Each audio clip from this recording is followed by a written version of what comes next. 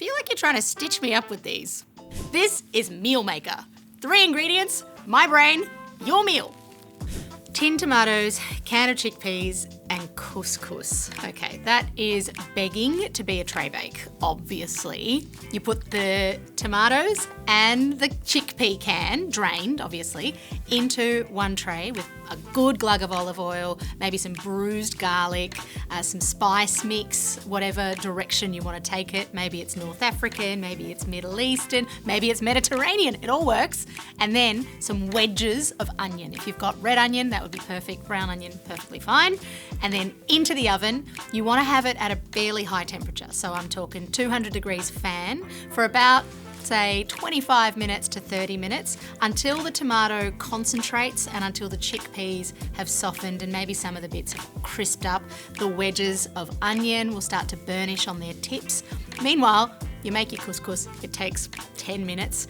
The tip for couscous is to toast it in the pan as you would your risotto rice. So heat some olive oil in your pan on your cooktop in a pot. Toast the couscous inside and then add your water and then close the lid and let the absorption method finish it off. It's a meal. Sweet potatoes, black beans and beef.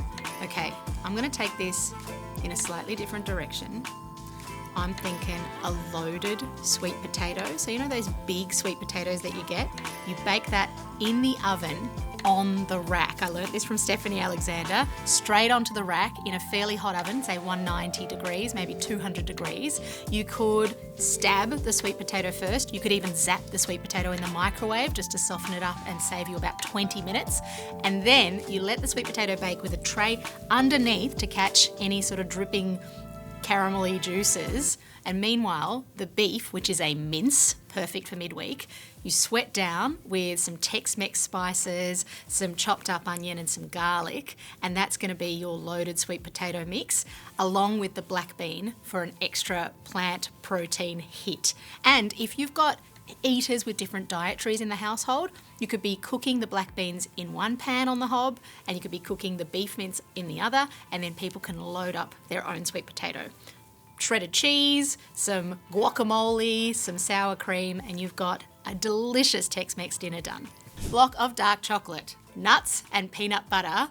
Okay, let's just make some peanut butter chocolate balls. The reason why is because this is the kind of thing that's perfect for school holiday cooking, because you can use your induction cooktop, which is nice and safe for cooking with kids.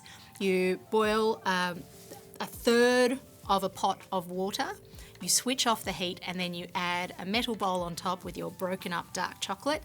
You melt that down.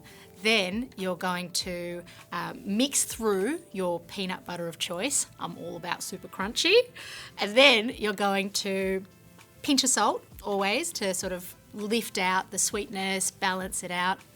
Then you're going to roll it in your crushed up nuts and let it set in the fridge. That's like a 15-minute easy dessert, and kids will so be proud and they'll want to go back into the kitchen again. Really good. Yeah, you know what? If you're worried about using your cooktop with, say, your 6-year-old, you can also melt the chocolate in the microwave. Just zap it at 30-second intervals, bring the bowl out, give it a stir, and then put it back in using a heat-proof glass bowl. If you're after some meal maker magic, come into the Good Guys for all your meal making needs.